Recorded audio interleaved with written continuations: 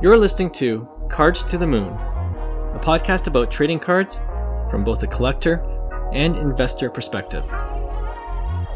We hope you'll stick around for the ride as we take a deep dive into the state of the hobby, share some hot takes, hopefully some useful advice, and fun stories along the way. Hey all, it's Clark from 5cardguys.com and 5cardguys on Instagram and on YouTube. I'm doing the intro solo today, and it's actually just to set up the interview I did with our hobby friend Bryan Dennison, aka Cajun Cardboard, on his popular YouTube show I did a few weeks ago. It's always fun chatting with Bryan, and if you're a regular listener of Cards to the Moon, you'll know that he's been a guest twice on our podcast, and he's kind of our go-to guy for basketball card. And you'll hear even in this interview, Bryan corrected me a couple times when I'm talking about Michael Jordan cards, so apologies for my ignorance. But I did get to talk about baseball cards, which I'm much more familiar with, and he was also nice enough to give me a chance to share about how 5Card Guys got started, as well as this podcast, Cards to the Moon. There is this one funny story he shares, I don't want you to miss in this interview, about his brief foray into baseball cards. And he wanted to get one really nice card to invest in a few years ago. And I think he mentioned that he narrowed it down to Ronald Acuna Jr. or Wander Franco. Guess which one he ended up choosing. Anyway, I think you'll enjoy the interview. And if you haven't already checked out Cajun Cardboard on YouTube, we'll put the link below in the show notes. He's definitely a must-add, especially if you're into basketball cards.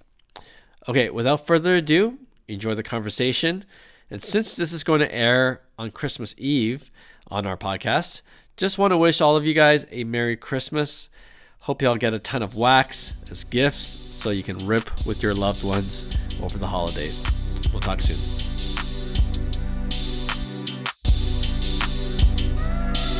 Hey guys, Bryan with Cajun Cardboard coming at you from the great state of Louisiana with another international episode of Collector Spotlight way north of Baton Rouge, Louisiana. I've got the great Clark with 5Card Guys and Cards to the Moon joining us today from Toronto, Canada. Clark, thanks for joining me on the channel today, man.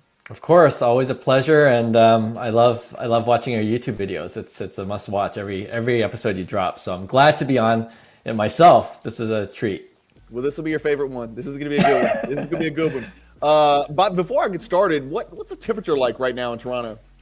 It's about 10 degrees Celsius, so I'm not sure what that is in Fahrenheit. Oh my God, dude, don't start with this. Don't start with this foreign language. What the hell does that mean? I don't know what that means. That could be 100 degrees or zero. You know what, Bryan? I believe the rest of the world uses the Celsius as a measure of temperature, and the U.S. you got to do things differently, but that's cool. I have got a problem because not only do I live in America, and you're trying to tell me about the rest of the world, I live in Louisiana, America, and so we do stuff different than all of the rest of America. So I am really almost always in the minority when it comes to thought processes. Clark, let me share this real quick. I want to make sure that everybody knows where to find you. That's not it. Here we go. Okay, so, and I want you to talk me through this. So the name of your Instagram account is 5Card Guys. Is it run by more than one person, or is it just you, Clark? Talk me through that first. Sure, that's a good segue into the origin of how I got started in the hobby, or how I got re-engaged in the hobby. Like a lot of collectors, we collected as kids, left the hobby because university, we grew up, and then we all came back into the hobby.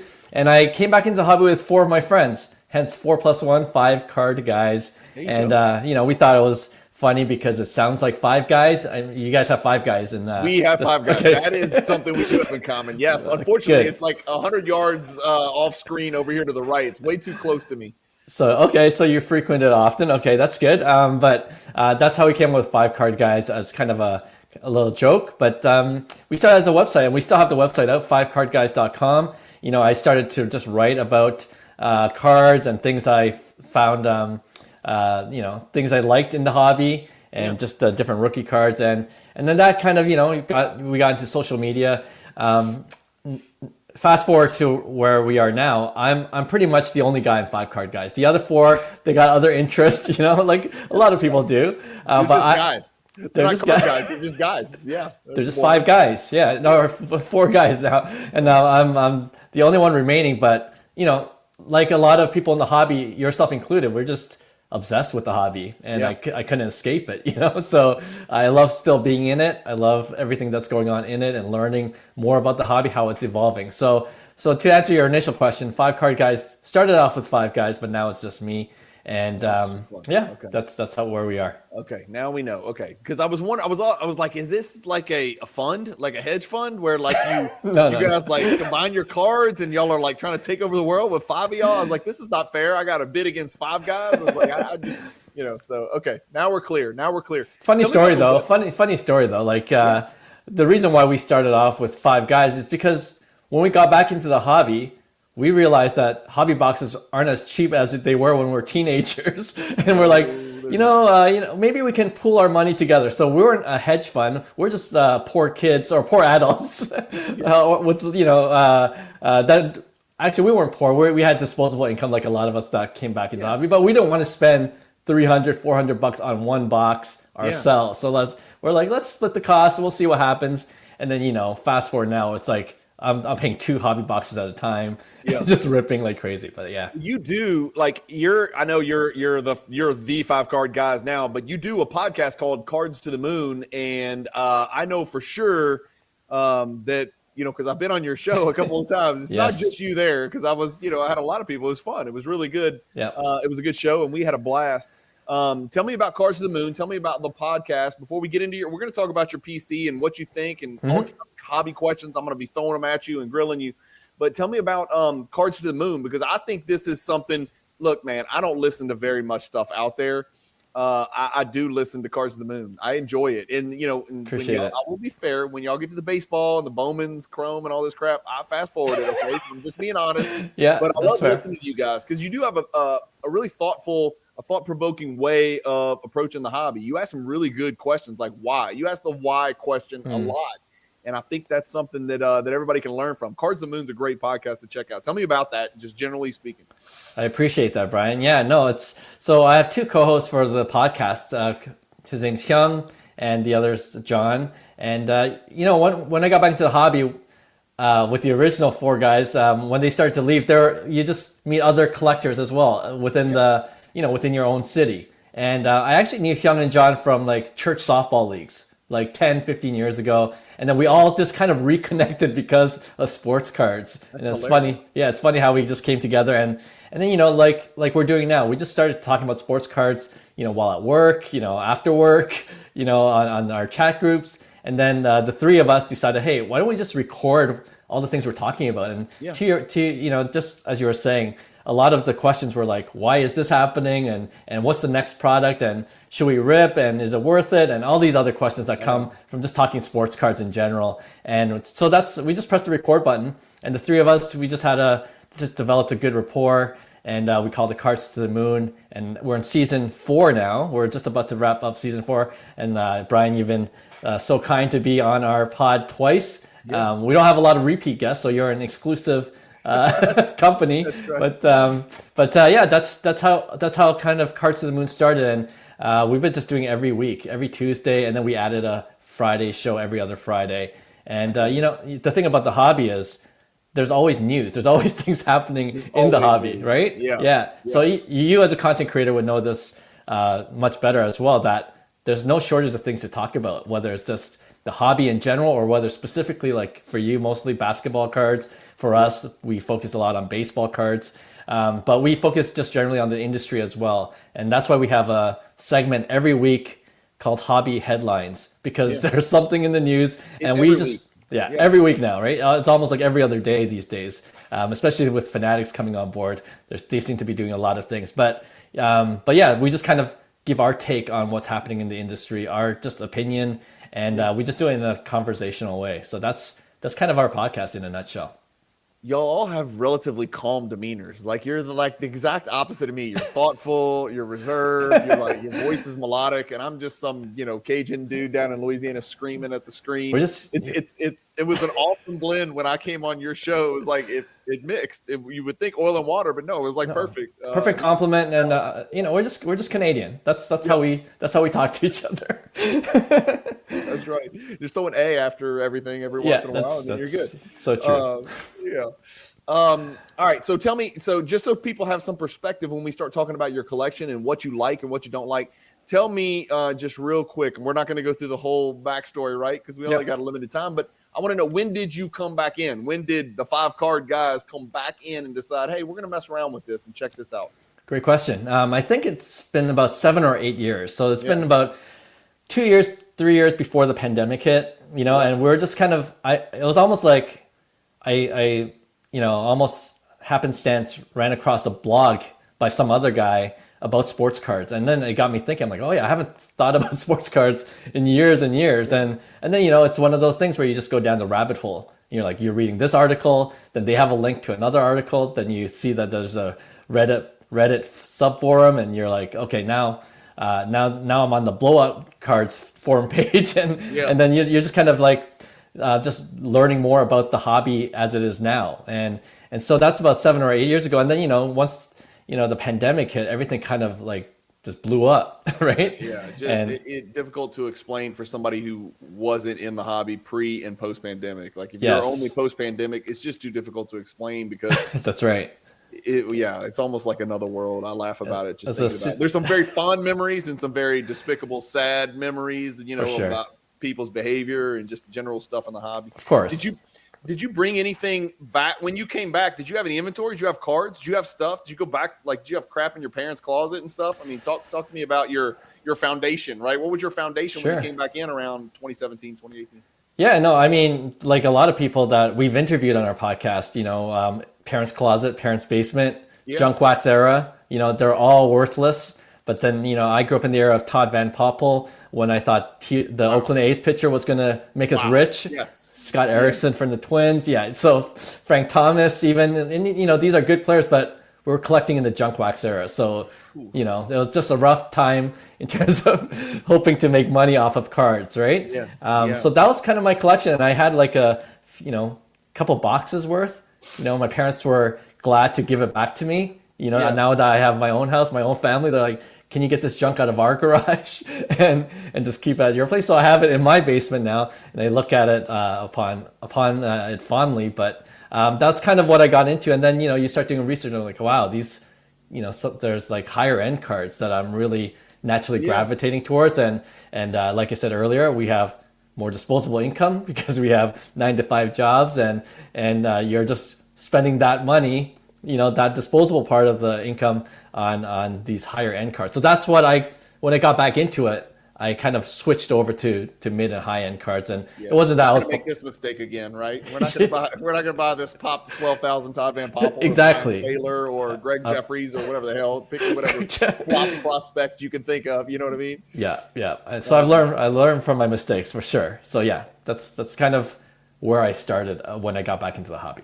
Yeah. And I have a similar story. I took a big break and then came back, but then I took another break after that. But I came back in probably just before you. I would say I came back in, man, I'm guessing, Clark, maybe 2016. Yep.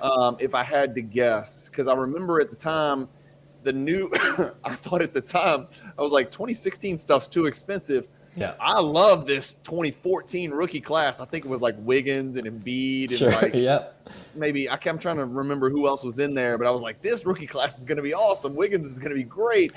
And boy, did I miss on that. And I was buying the cheap crap too. Like when I got back in, I was like wax.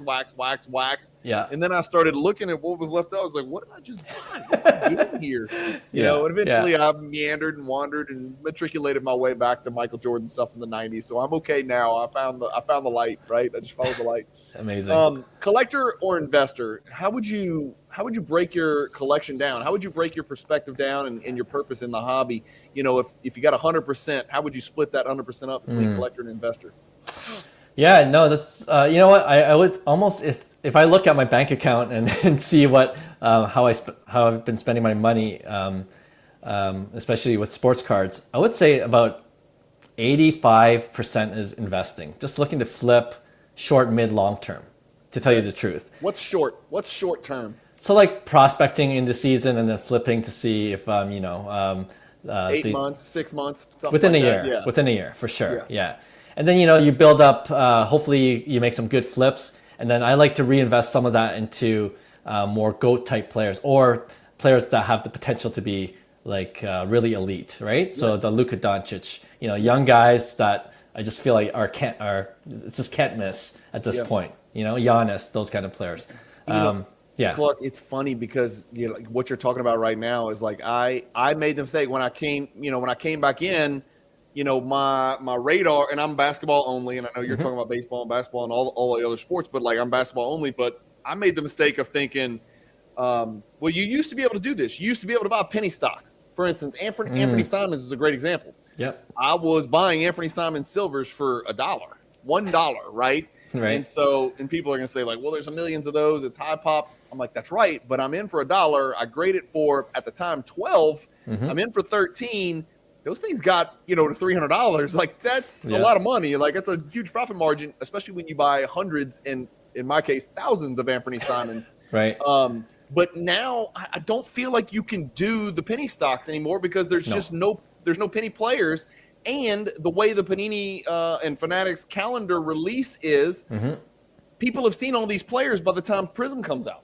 People already know who is who, and I don't have that competitive advantage. I used to have a market advantage because I did so much research that I would be buying players who have not yet set foot on an NBA court, because they're sitting on the bench watching. Now it's like everybody knows who these players are, and they're all overpriced anyway. Like everybody's taking their shots, That's right. No, I totally agree. And the flip side of that too is there's such a short time window to flip.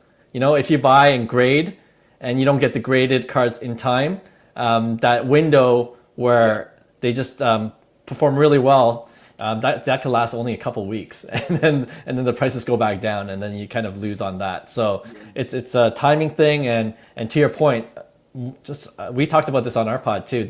The collectors now that are still in it, they're just more savvy. They know a lot more, 100%. right?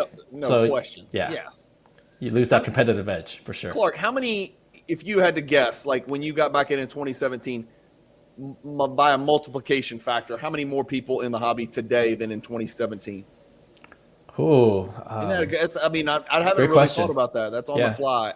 I mean, I'll throw a number out there. I think it's 15 times as many. Okay, yeah. I think it's a humongous number. I think it is a massive number. And I don't mean guys like you and me who live and breathe this and talk about it every day and our mind never stops. But I mean like people who casually are buying wax on a consistent basis, who are buying cards, singles on eBay on a consistent basis, and they may not have the biggest budget in the world. But I just think people that are in the hobby, I think it's a significantly, significantly bigger number. And that's with a lot of attrition. Yes. We know post-pandemic there was massive attrition. Yeah. But I think it ran up so high before that I think we're still at a huge number, 10x, 15x. I don't know, maybe not. I think so. I'm probably like, this is an arbitrary number, but I think it's 5 to 10x for sure. Just based on just a feeling. And two main feelings based on two recent experiences. One is the Sport Card Expo here in Toronto, the largest card show in Canada. We just had it a couple weeks ago. And the vibe was like, it was happening. I was like, wow, there's a lot of people still here attending these card shows. Yeah. And then, I knew what it was like even 3-4 years ago. And that was during the height of the pandemic. But and like you said, there was some attrition from that peak in 2021, but it was still pretty packed. So I feel like those numbers have bumped up, especially in 2024. And, looking at we have a WhatsApp sport card chat group here in Toronto, and it started off with maybe 5 or 6 of us. Now there's about 15, that's another piece of evidence for me that people are still staying with the hobby, and we all have different collecting interests, but we're still in the hobby together. So that's kind of cool. I should have warned you this. You're following the great Jeremy Lee. So Jeremy Lee is going to be the Collector Spotlight episode before you. So I went Australia Yeah. Indianapolis, Canada. That's my Back to order. back. I'm literally talking to people all over the world. This is fascinating to me. Amazing. I heard that the Sports Card Expo up there was phenomenal. Jeremy said it was great. He said that might be the best place in the world to buy hockey cards. Oh, 100%. It's still, like I'm mostly, even though we're from Canada, like the guys on the pod and myself, we're mostly baseball card collectors. Maybe it's because we, the 92 Jays, 93 Jays, back-to-back world championships that really were formative years. Yeah, Joe Carter. And Kelly Gruber. Kelly. Was Dave Steve? No, Dave Steve was older than that. Dave Steve was Dave Steve was on the team. Yeah. Was he on that team? Oh, was he? I think he was on one of the championship teams. I'm pretty sure. Good. Yeah. Okay, I don't. Feel But speaking of Joe Carter, at the Sport Card Expo, I had went to his autograph session, so I got a nice. What a legend! I'll show you my card later. But it's Sport Card Expo for sure. It's still mostly hockey, obviously, because we're up in Canada. But at the same time, I was saying this to a friend that. It's diversifying even more now. Like you're seeing more baseball cards, a little more football cards, and basketball cards too. So it's nice to see it kind of get a better mix in there. But hockey is still definitely king here. Hockey's king in Canada. What is next? Is it baseball or basketball next, or football? I mean, I would assume it's not football. I would assume it's probably basketball next. No. I think it's baseball, and I think it's primarily baseball because of the history. It has such a long history. We all grew up. A lot of us my age grew up collecting baseball cards, even as Canadians, right? Yeah. Both baseball and hockey. So I think it's baseball, and then probably basketball because basketball is so dominant in the culture these days, especially now. It's sad that y'all don't have an NBA team in Canada anymore. I really hate that. Is this a shot at the Raptors? I hate that you have to go down the street and see a G League affiliate playing, and hey, let's be really clear. This is not an accident. These cats are they're aiming for Cooper Flag, dude. These cats are aiming right. They're doing. They won last night though. They weren't supposed to win that game. I know. It's hard to watch these days, but we did win a championship, so yeah. Let me give you an option. We're jumping forward. I got all kinds of crazy I love it. for you as a Raptors fan. Yeah. Would you rather the number one? No, right now. Hey, man, look, I'm sorry. The Raptors just went 12-70 this year. Yeah. But they get the number one pick. Or would you rather them? I'm not going to say they win a championship because that's a little too far fetched. But let's say they go to the conference finals, they start to gel, and Scotty Barnes takes that next step, and he's an All NBA guy. Which of those two would you rather? This is going to give my opinion on Scotty Barnes, but I'd rather tank and get the number one pick. Yeah. I don't think... you think Scotty's a beta, not an alpha? Yeah, or number two. Yeah, definitely. I don't think we're treating him as the number one star. Obviously, we gave him a lot of money, right? But in the NBA, it's great. It's great. It's almost like you're held hostage by your best player, even when you can look at your best player and objectively say, like Michael Porter's a great example. Michael Porter's not a max player, but we're stuck. We have to pay him. Yes. Or we lose, the big fella, and we may lose Jamal Murray, and we can't do the things we got to do. Teams are they're recklessly throwing money in max contracts to people who, in my opinion, do not believe it. Now, I'm probably a little bit higher on Scotty Barnes than you. Oh, you are. It all comes down to can he shoot a basketball. I mean, he has got to learn how to proficiently shoot a basketball, and if he can, then he can be a Giannis-type player, not to Giannis's level, but he can be a much better shooter than Giannis. So he's got that Giannis. He's got some Giannis-type qualities. You know what I'm saying? Yeah. Big, crazy, strong body, long arms, positional mismatch problem all over the place. Good passer, sharp IQ. Just he's got to shoot the hell out of it, and he's not there yet. Although last year seemed like a huge step forward. No. No, I think it was, and that's why he got such a big contract. But and he was playing perfect timing for Scotty. That's but thing about playing for the Raptors too is you need players that actually love Toronto, love the city, and love playing for the basketball team because it is hard. Like even for talking baseball for a quick sec, we're all trying to get Juan Soto, right? The next big free agent signing. But the problem is not a lot of people like to play in Toronto. Maybe it's because it's cold part of the year. That's the thing about Scotty Barnes. He genuinely seems to enjoy being in Toronto, repping the Raptors. So that's one thing that goes for him. We just saw Vince Carter's retirement. He was great when he loved playing for Toronto. When he got sick of Toronto, he just didn't even try. So worked his way out, right? Not so subtly. yeah. Tell me about your PC. Let's talk about your cards. How would you describe your PC? I mean, I know you mentioned. Do you mess with hockey at all? Do you collect hockey? Not really. To tell you the truth, not really. Yeah, surprisingly. So you're in a hotbed of hockey card collectors, and you're gonna hold the torch up and say, I collect baseball cards. Okay, so baseball number one in your PC probably. Yes, for sure. Followed by basketball. Yep, that's right. Okay. Baseball, basketball, and I don't collect really a lot of football. I did, during the hype of the pandemic, I dabbled in football a little bit with Justin Herbert, and just got burned there too. So I'm like, maybe I should stick to what I know best. So baseball and basketball are the top two for sure. The allure of prospecting, and I know you can really do it in baseball. It is so fun, and I wish I could still do it in basketball. I just don't think that that's really out there. I mean, you could prospect on second and third year guys, but prospecting on rookies, they're so over the wax is, for me, I'm not doing it. I just can't do it. I know you pulled the trigger on some of that. I just can't do it.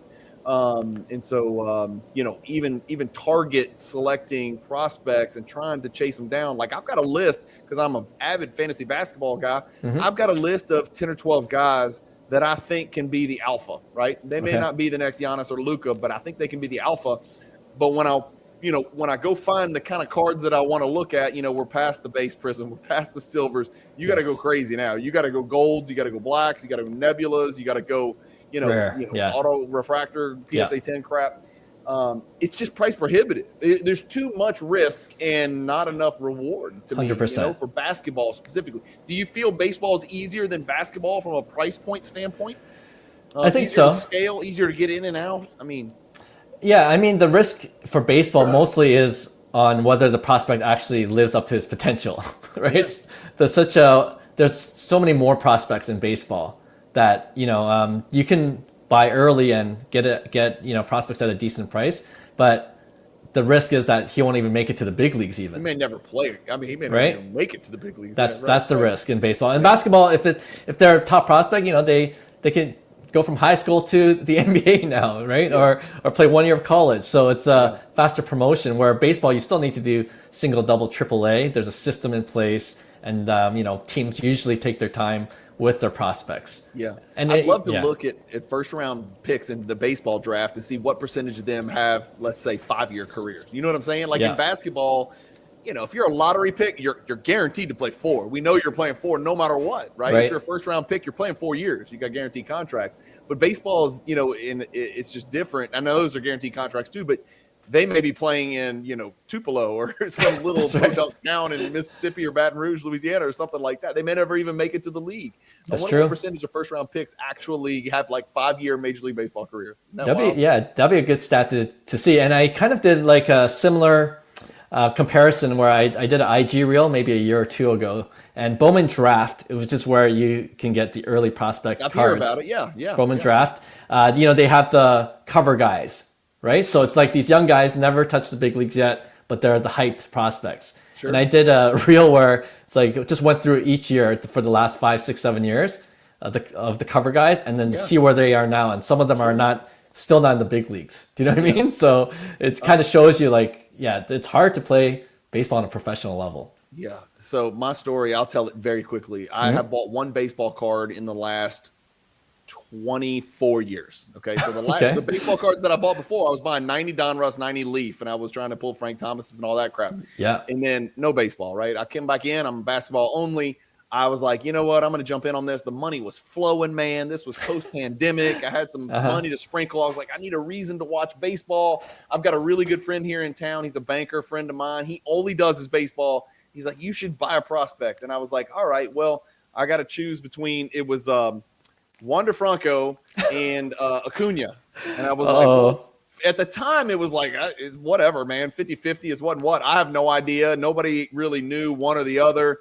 And you know who I chose, of course. No, you didn't. So I went at it, man, and I went Bowman Chrome refractor autograph or silver or whatever autograph. I don't even know what the card was that I bought. It was PSA 1010, and I think I paid $4,800, something like that on the nose. So in the Jordan market, it's like $4,800, and money was. I mean, back then money was sure. I was like, I'll have a reason to watch the Tampa Bay Devil Rays, right? And I sold the card for $55. Oh, Yeah. ouch. That Worst hurts. investment ever was the only baseball card I ever purchased. Is that hilarious? That is God's way of saying, stay in your lane, man. Stay in your lane. You know one thing, you know it Yeah. well. You don't know anything about the rest. Stay in your lane. So That's a really my good Waka Flocka story. It's a really good lesson to learn. And Yes. oh man, that's. Yes. Can I ask you something about that though? Like, Of course. and this is a more broader question, but I've been thinking about this lately, especially with basketball as well, because like with Ja Morant, for example, all the talent in the world, but at what point do you start to factor in not just the talent, but their character? Got to.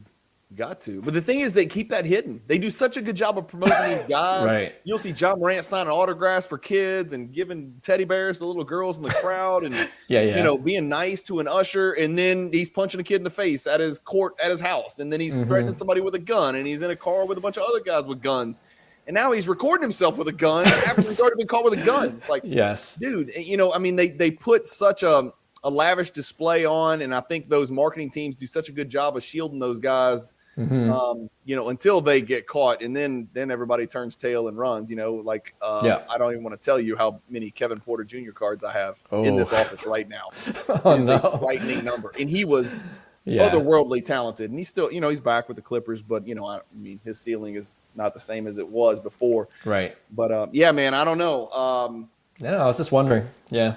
You gotta take it into account for sure. Talk to me about let's talk about basketball cards. Sure. Talk me through some of your biggest and baddest. What do you got out there? Any Jordan stuff? No Jordans. What I started. This is why we invited you on the podcast a couple of times. We're like, we need someone to explain Jordan cards to us. You to do it, and you didn't live. I must not have done a good job. You haven't bought any since I came on. All I remember from the last time you were on, you were talking about Anthony Simons actually. So I was like, I wish we talked more about Jordan. Next time you're on, we'll talk about Jordan exclusively. Okay. But I for me growing up, it was autograph cards, and obviously autograph cards with Jordan are just in a special, very special. You need a special budget for it, right? So so that's why I'm not in that game. But that's why I like to collect more on-card autograph cards. That's kind of how I filter the cards I target, right? So the basketball cards I do have though are, like I said, I talked about this on my pod a lot, but the Luka Doncic. I love the color match. Denders, yeah. Serial number to 99. Yeah. Right? And just, color match, it checks off all the boxes for me. So that's probably my most valuable card that I'm just holding on to. I think it's worth $9K US right now. I think he's a hold. I think Luka is a hold right now. And if I was ever going to dip my toes back in the water of buying Ultra Modern, I think Luka's where I'm going, man. He's so good. More so than Wemby, more so than Anthony Edwards. Luka's where I'm putting my money. I agree. And speaking of Anthony Edwards, I don't have an Anthony Edwards, but he's always on my watch list. I think he's special talent. I think he's a likable guy. He's competitive. So, and of course, the other one I have is just more for my PC. But we're just talking about Vince Carter, his SP Authentic, number 2, 3,500. I got this early on, but that's the extent of my basketball. I'm trying to really accumulate more basketball because I've been enjoying the sport a lot more. I mean, it's hard now with the Raptors, and you kind of it's it's a cycle, man. Look, I'm the biggest Bucks fan in the world. I'm seeing the beginning of the end. You're in the middle of a rebuild, and I'm seeing that they probably should have rebuilt instead of spending all this money on who they spend it on. But you think Giannis is going to leave the Bucks? That's inevitable. Writing on the wall. Yeah. At some point, it's inevitable. There's no way around that. Not exactly a free agent destination, Milwaukee, so we have something in common, Toronto and Milwaukee. Yeah, exactly. Tell me this, if you were going to buy a Jordan card, what card catches your eye? I know you like autographs, so maybe it's an autograph card. Maybe you can educate me on that. You don't buy Michael Jordan auto cards? I have one Michael Jordan autograph card, and it's a dual auto Jordan and LeBron. That's it. It's the only card, only autograph card. I don't know enough about it, Clark, and so I've always tried to stay in my lane. Yeah. It's just not. It's not my wheelhouse. But one day, I'm not saying never, but I'm saying as of right now, I'm not the guy. Because there's a lot to it. It's very nuanced. Yeah. And you know this from collecting baseball autographs, I'm sure. And I guess when you're prospecting, some of your prospecting cards are going to be Bowman draft autograph cards, and yeah, I just don't know it well enough, man. I don't know that segment of the market. I really do stay in my lane. But yeah, I don't know. Any Jordan autograph cards that catch your eye? What do you think about exquisites? I mean, I love exquisites, but you know, it's one of those things like price tag. That's right. Yeah. It's like, you know, it's one of those cards I just expect to see in a museum, you know, and never really own. So I don't, you know, I love looking at it. I love, you know, but I don't think I'll ever own one just because of the price tag. But you know, like one of those things I've been learning about basketball and even like non-sports cards, like, you know, I've been dabbling in Star Wars even a little bit. Okay, yeah. And talk to me, and a little bit of Pokemon because of my kid, but you know, just the idea that non-autographed cards can really have value, and that kind of applies to what we're talking about with MJ cards. It's like, what do collectors find appealing in terms of the look of the card, you know, and you know how clean it is, and I'm beginning to see more of that. Like, oh, okay, I could see why this holds value because wow, this is such a nice looking card, and you know, if there's enough collectors that want it, obviously the demand increases and there's a limited supply on these, you know, these cards. So I'm beginning to slowly understand the non-autograph market, and especially with Michael Jordan cards. So like, you know, I think we tagged you on one of our reels because we talked about we do a regular segment called Pick One, and then I saw the Z-Force card, non-auto. Then I saw an autograph card of MJ numbered to 50. You know, John and I are like, we're not really MJ collectors, but this is a no-brainer. The autograph card numbered to 50. And then we look at the Z-Force price, that's skyrocketing in value, and they're both $20,000 cards, and it doesn't make sense to us, like just on a superficial level. But when you dig deeper, you're like, okay, I'm beginning to see the appeal on the Z-Force card. So like now that I've seen it, to answer your question, I'm like, I kind of want it. You know, like it's, you know, it's a nice looking, clean card, and you know, an action shot, like all those things you start to consider in looking for, you know, what kind of card you want in your collection. Yeah. So yeah, I'm gonna expand one day, and I'm gonna get into all that. I've just got too much work to do on the non-autograph stuff. Not enough money and too much work to do, man. Too much work to do. Talk me through some of your biggest. Who's your biggest investment right now in the baseball world? Who are you sitting on right now that you really like the upside of? Where's most of your money right now in the baseball prospecting world? So this is a special card for me because when I got back into the hobby, you know, Mike Trout was the guy, right? And then even his prices at the time were it was substantial, like it was significant, you know, and like one day I'll be able to at least have a lower grade Mike Trout card. Sure. And, you know, this card I have is the first Bowman Chrome. So this is a rookie card that you want for most baseball players, the first Bowman Chrome. And I have one of Mike Trout. And I actually got in a BGS 9, cracked it out, got a PSA 9, so it bumped up in value a little bit. But that's the card in terms of what the most upside, because he's been injured for the last 5-6 years, hasn't played a full season, and so I think he's still talented. He's getting up there in age, early 30s, but I think I have to hold on. Mike Trout is my guy, and you know, I used to have you know, everyone's talking about Shohei Ohtani too. And regular podcast listeners of our show will know that I had a Topps Chrome on-card autograph BGS 9.5 of Ohtani that I got for $400-$500, and now it's doing closer to $7,000-$8,000. You know what I mean? So his bananas. Yeah, that's a tale of two worlds: Trout versus Ohtani. Right. Their prices are going in very different directions right now. Opposite ways. Yeah. So the Trout card is, you know, and I got, you know, I still. This kind of my Bo Bichette, guys that I feel like will do well. How is he doing? How is Bo Bichette doing? Oh boy, he had a rough 2023 season. So yeah, I'm hoping for a bounce back as well. Yeah. I mean, he's a Blue Jay. He's a Blue Jay, right? He's a Blue Jay. Yeah. And you know, we're talking about color match, so it's a nice blue refractor, Toronto Blue Jays card. And you know, he was before he got injured this past year, he led the league in the number of hits. So he's very consistent, even in his relatively short playing career. And of course, that's Dante Bichette's kid, right? That's right. That's right. I mean, you talk about a freak of nature. That dude was, I mean, it was all steroid era, but he was killing it, right? Playing in that thin air in Colorado. I mean, he was hitting a bazillion home runs, man. He was hitting for average too. That guy was killing for average. I mean, he was a monster at the plate, man. No, I mean, I know where Bo Bichette gets it from, for sure. Yeah. It's in the genes. But anyway, those are my. There's your Ohtani graph right there, Clark. Check it out. Up 35% index on card ladder over the last 1 year Crazy. with 90 cards in the index. And there's your Trout. It is literally the exact opposite. Up 35 and down 35. Isn't that crazy? Oh my goodness, that hurts to see. That hurts to see right now. But yeah, no, it's like, and you go to the Ohtani chart. You got, like we've been saying for the last 2 seasons. Oh, it's going to come down eventually. It's just staying up. I there. know. People say that about Jordan. They've been saying it for like 2 decades.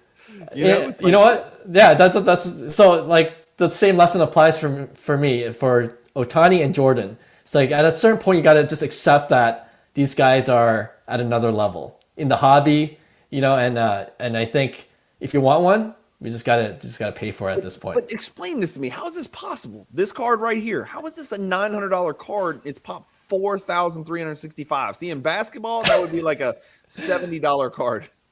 Right. How is this? I know he's doing crazy stuff. Don't get me wrong. Like I don't want people to come at me on Ohtani. Look, otherworldly craziness. I get it, all that stuff, and no end in sight. The dude's not old, right? Yeah. So a lot of meat left on the bone, a lot of tread on the tires. But like pop 4,365. Like this card would not be worth that much. Well, I got a theory.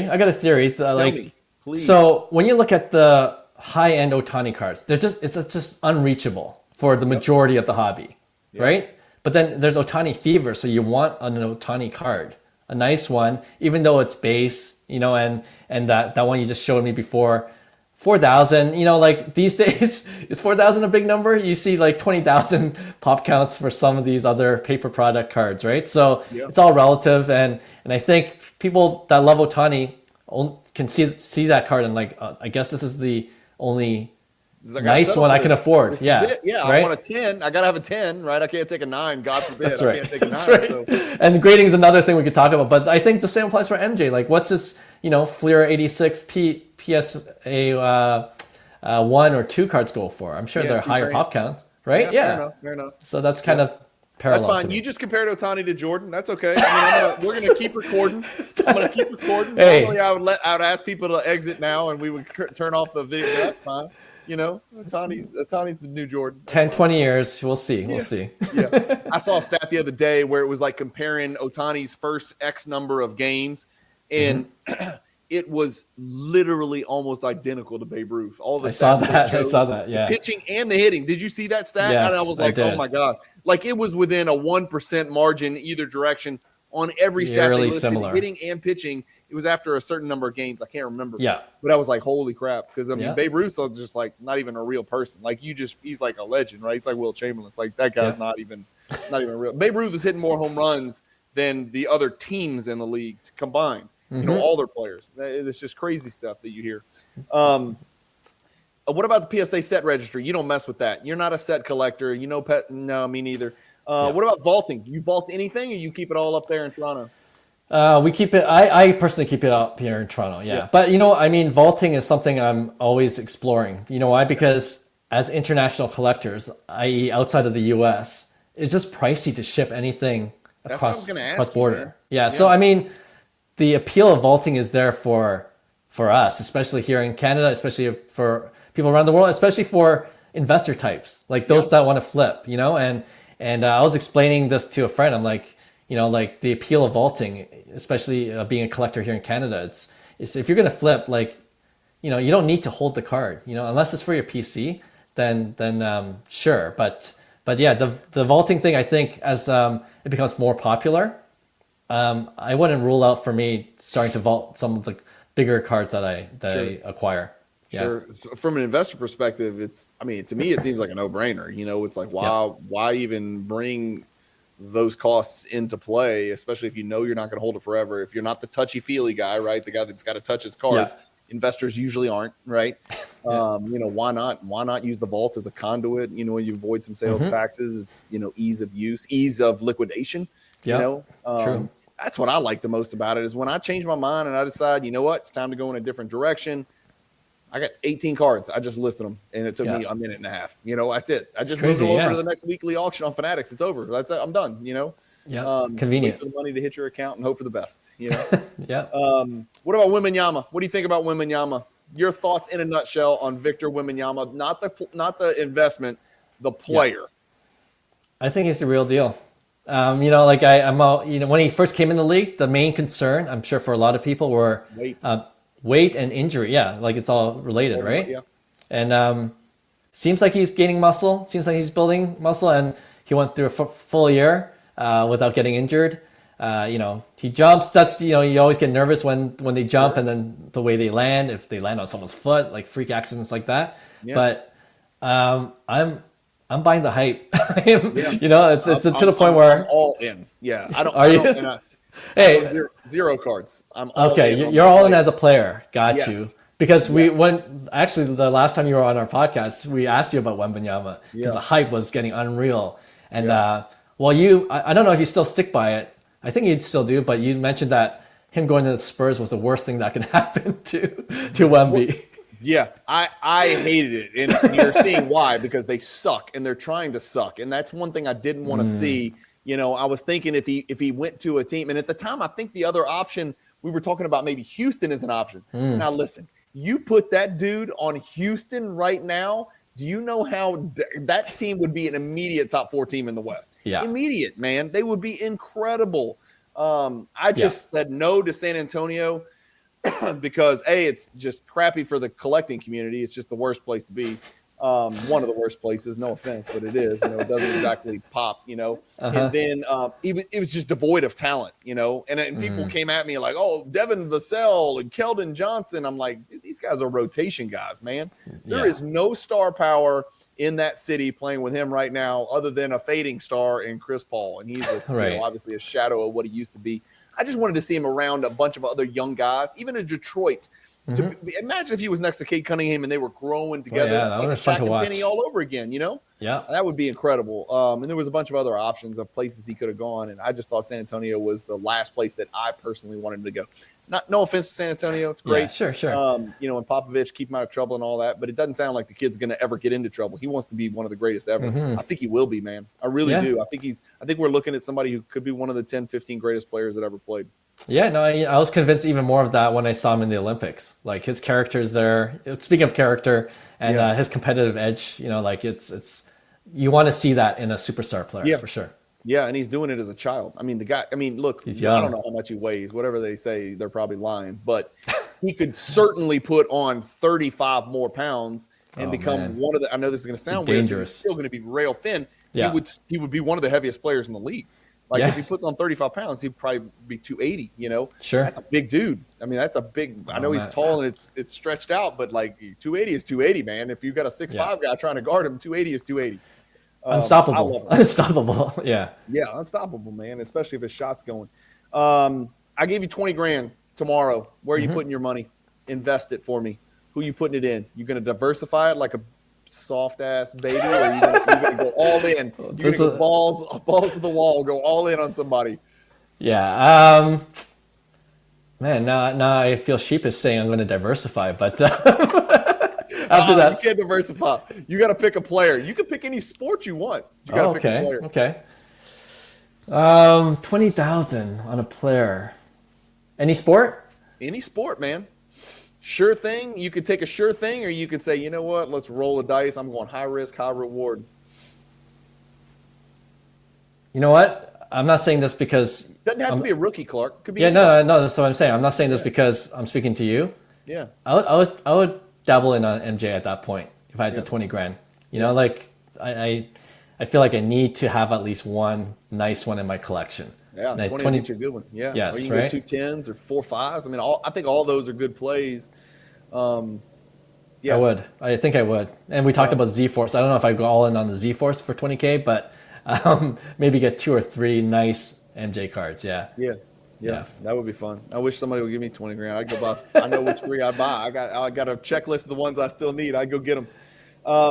Panini and Fanatics in the current state of the licensing and the autographs here and the licensing here and all that crap. How does that affect you as a baseball card collector? I know how it affects all of us as basketball card collectors, right? You're having to pick and choose autographs or license, one or the other. Yeah. How is it for baseball? And I know that timeline's different.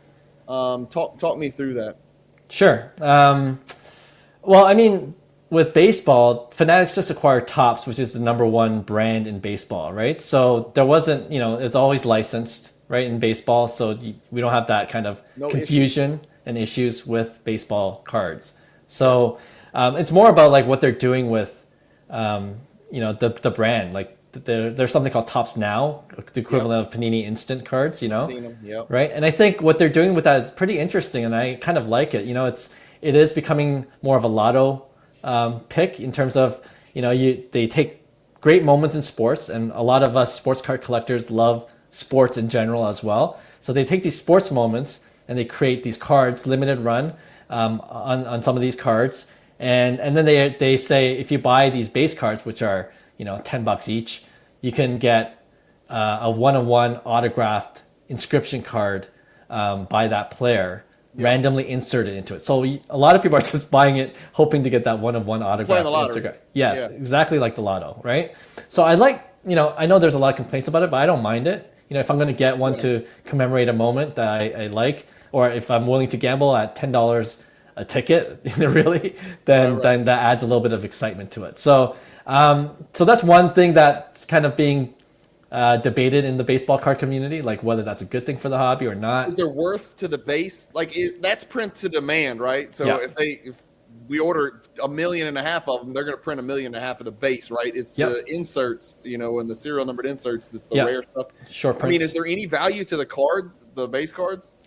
No. Too many.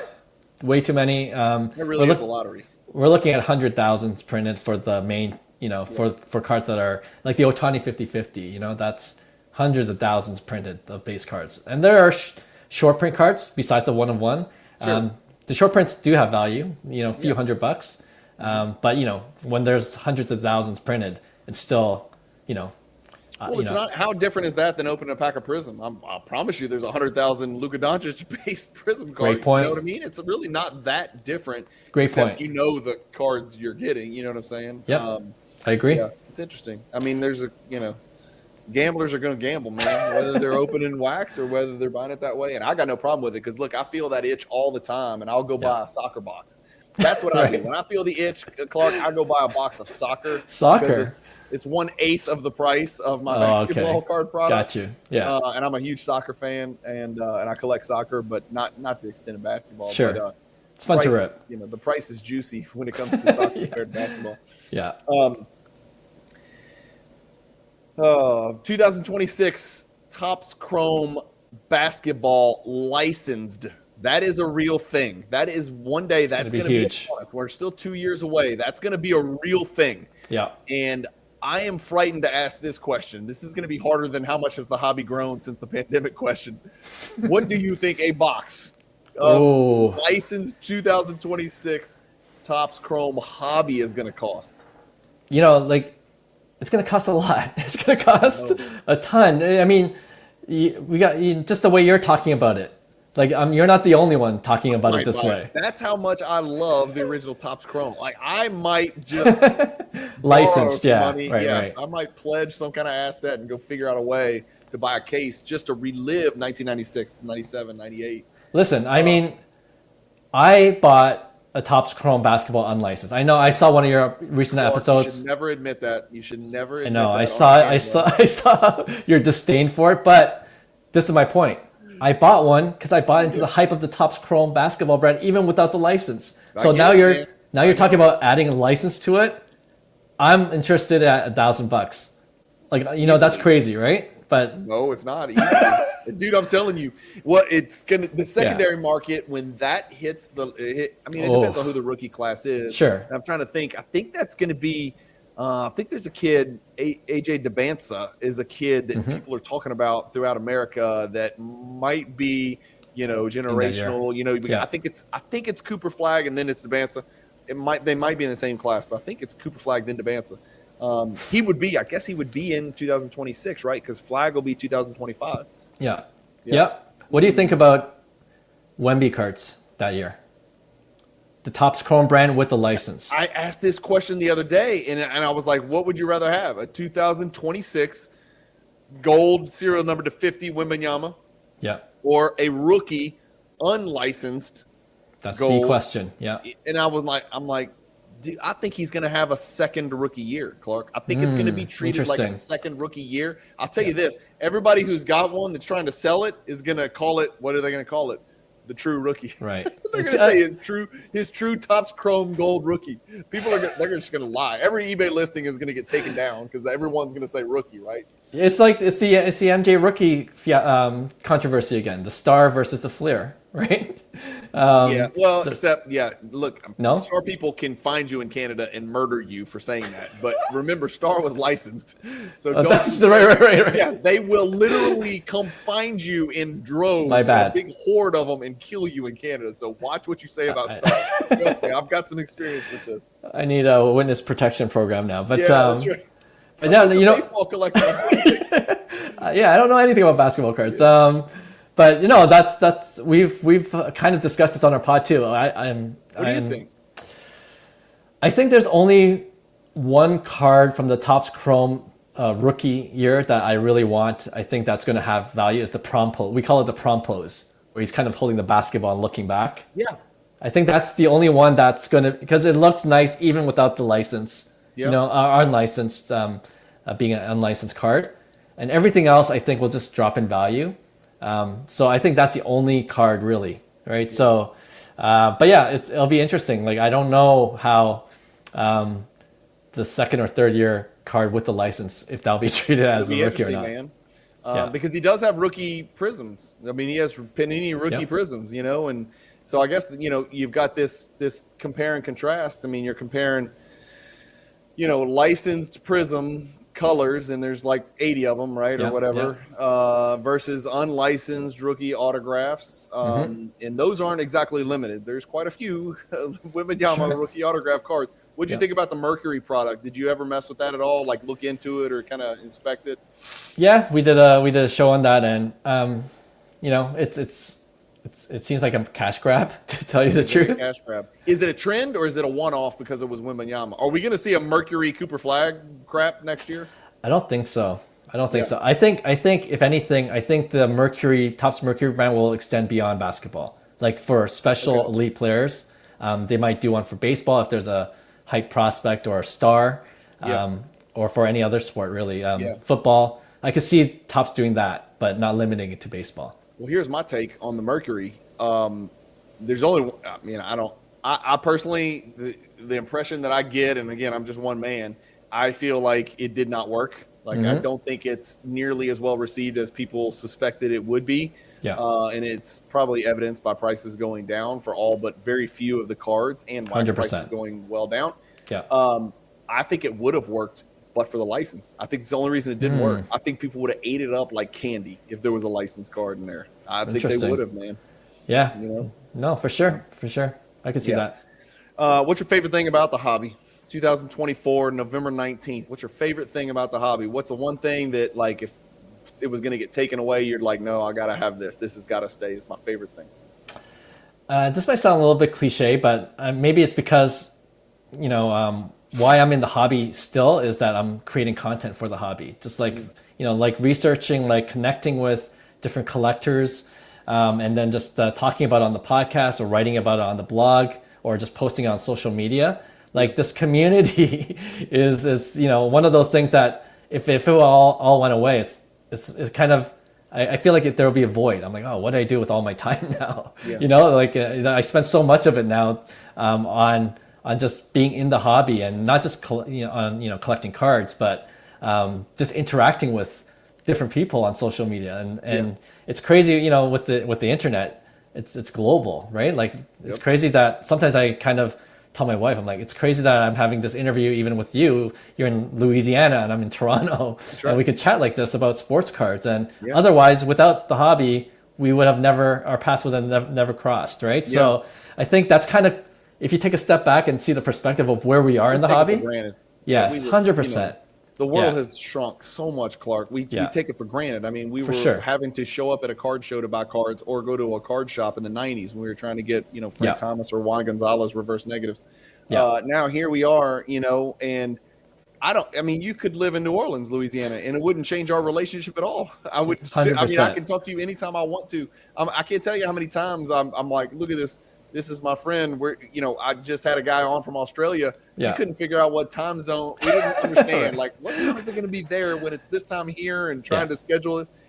But the world has shrank, man, and it's been a great thing for the hobby. In my yes, we needed it, in my opinion. And like I think, and these are like real relationships, right? Like that you form over the years, because like we were just talking about the Sport Card Expo in Toronto.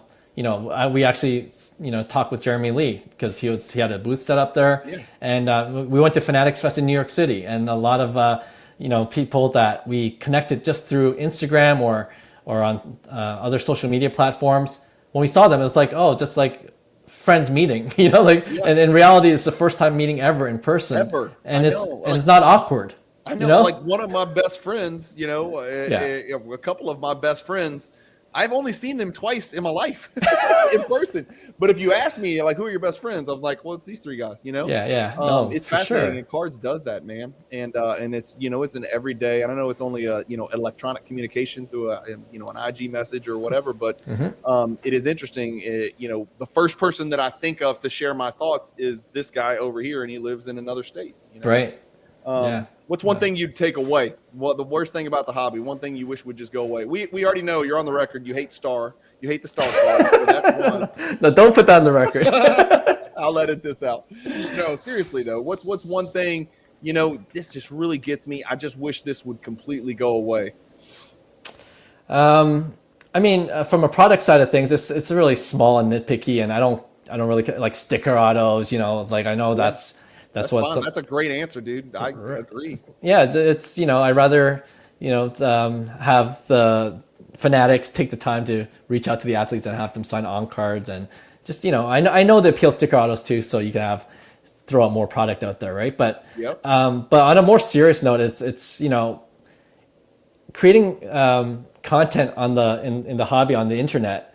Like you're gonna have like a lot of people that are just grumpy for some reason, and yes. And you don't ever offend anybody. Imagine how grumpy that my people are, because I'm a little bit more opinionated than you. I mean, you're so mild mannered, and even it's all relative, I guess. But even we get just messages. It's like, did you really have to say that? Did you really have to write that out? And it doesn't really impact. For me, it's water off a duck's back, right? But I could see how that could be discouraging to other people. Wild. It's a reminder that, if you take a random sample of 1,000 people out there, you're going to have 7 nut jobs. You're going to have 7 people that could probably be your best friend. You're going to have, 500 that agree with you, 500 that don't. But you're going to have nut jobs out there. And for sure. I've never really understood that either. I have a 2-strike deal. Like if somebody it's a good rule. If somebody disagrees with me, let's go, man. I'm all for it. Just give me a reason. Fine. But if somebody disagrees with me and calls me a name, that's strike 1. Yeah. And I'll let them know. And then the next time they make a comment on and I'm talking about YouTube specifically, that's just straight up, vitriol, they're gone. Like it's a 2-strike deal. It's not 3 strikes. Like that's a good rule. It's 2 strikes, you're out. No, what's the big deal? Like I'm doing this. I mean, what am I doing this for, right? If you don't want to listen, if you want to be a jerk about it, why are you listening in the first place? It doesn't make any sense, Yeah, that's a good rule. I should employ that myself too. But it's 2 strikes. It's one of those things where and maybe it's because I have a journalism background. I was a journalist for about 15 years before I started doing digital marketing, and now I'm in the hobby full time. I'm really blessed by that. But it's the negative people that speak the loudest usually. And one of those things that we like to we always like to encourage other content creators, that or prospective content creators that want to, post whatever they like about the hobby, just to do it and not to take those voices too seriously, because there's a lot more that are just more quiet. It bothered me a lot more when I first started, Clark. It really did. It really bothered me. I was like, that. Can I believe this? I'm trying to be this nice guy. I'm like, yeah. It's gonna happen. It's unavoidable. It's unavoidable, and this is why I like these kind of conversations more, because there are people I'm hoping that people think we're nice and kind within the hobby, but there are genuine interactions like this that are more frequent, and you don't see it all the time. So right. I hope that's a word of encouragement for new content creators. All right, we're getting close to the end, but I've got two surprises for you. These are two. Okay, the first is we're going to go through my list and your list, and we're going to see how close they are of the 5 greatest Toronto Raptors players of all time. Okay. Okay, so start getting your list ready. First, I am going to tell you who did not make my list. Okay, these guys are not in the top 5, and you tell me if I'm crazy. Siakam is not. Valanciunas is not. Damon Stoudemire, Mighty Mouse, is not. Marcus Camby is not, and Tracy McGrady is not, just because he failed before he became a stud. Wow. Okay. So these are guys that put up numbers and did things while they were in Toronto. Okay, so it's can't, I'm trying to think of people that have left Toronto super early and gone off to stardom. I don't think there's a long list of people that have done that, but you get my point with T-Mac, right? T-Mac would be the guy, right? Okay. So he's not a Raptor. People don't think of he did all his damage in Toronto. He didn't. So give me your top 5 any order. You can go 1 through 5 or 5 through 1. I don't care. I don't know. I'm been put on the spot, so I don't know if it's 1 to 5. I could change. But... Let's go 5. Let's just go 5, and then we'll talk through the order. All right. I'm trying to think of my 5 here. My problem is I had 6. Yeah, 6. Okay. I had 6. I couldn't I couldn't take one guy off because he won you a title. I had to put him on there. He won you a title. Kawhi's on my list. Kawhi's on my list for sure. I mean, Kawhi's on the list. He has to be. He's the only reason you won a title. Yes, he has to be on the list. He has to be on the list. Yeah, and that I was going to ask you. Well, how are we judging? I know. Well, I don't know. But Kawhi, like it's in terms of impact, Kawhi has to be on the list. He has to be on the list. Yeah. I'm random order, but Kawhi and Vince Carter. Those are 2 easy ones. Easy. Kyle Lowry. Kyle Lowry's on my list. I would add him. Yep. And I would add 2 that you didn't. And maybe I'm missing one. You're missing a couple. You're missing a first ballot Hall of Famer. You're missing a Hall of Famer. Who? Oakley? You're missing the second greatest Raptor ever. Chris Bosh. Bosh, yeah, CB4. CB4. That's true. Yeah. Yeah. And then of course, you got DeRozan and Lowry are just DeRozan interwoven. Yeah. That's my 5. Yeah, that's my 5.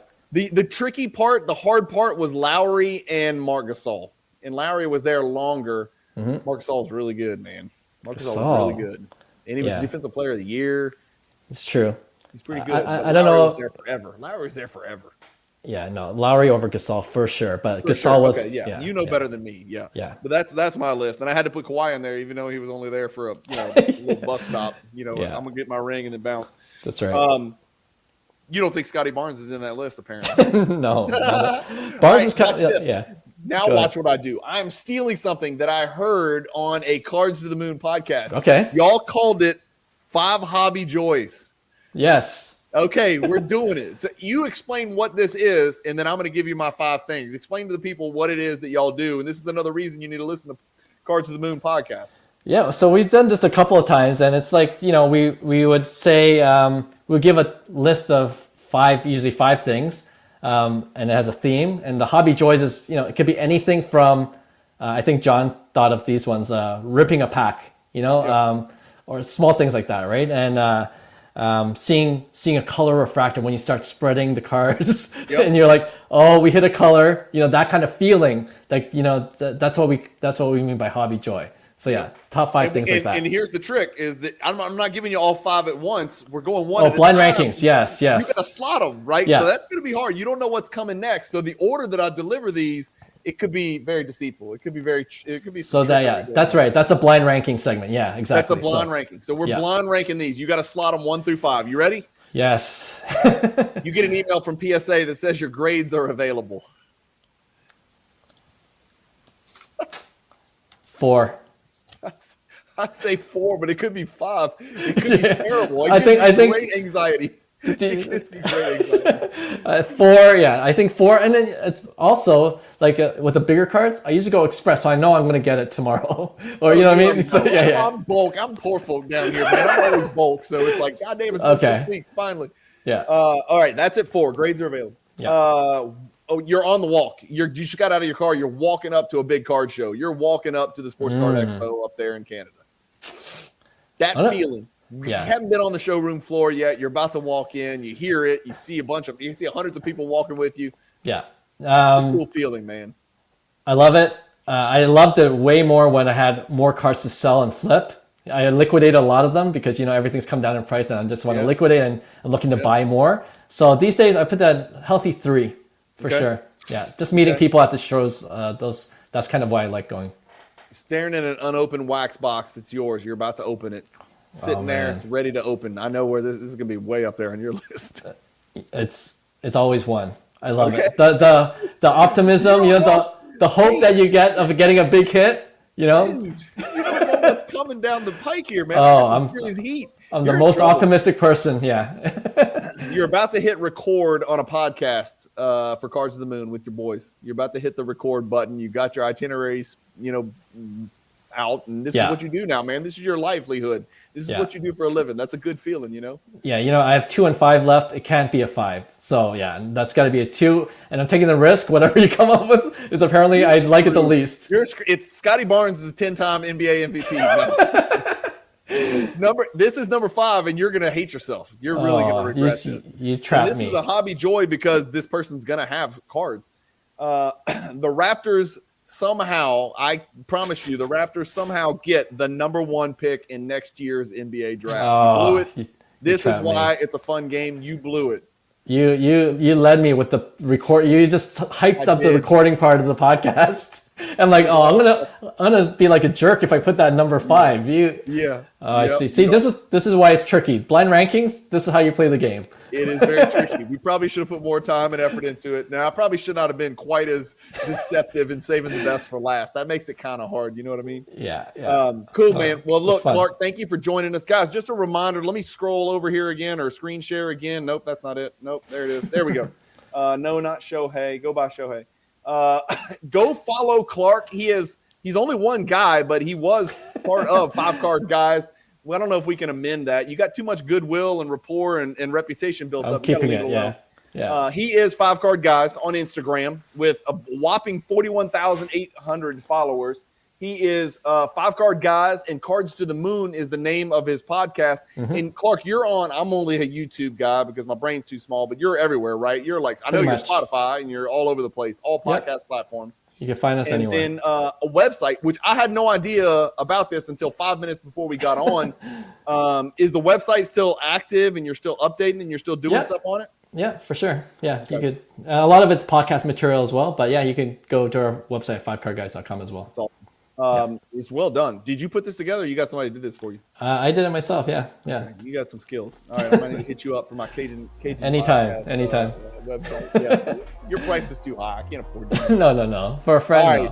All right. Again, Clark, thanks for joining the channel, man. This won't be the last time, I promise. I'm always available. I'm an annual guest on your show. Yes, so for sure. You're gonna be back on soon.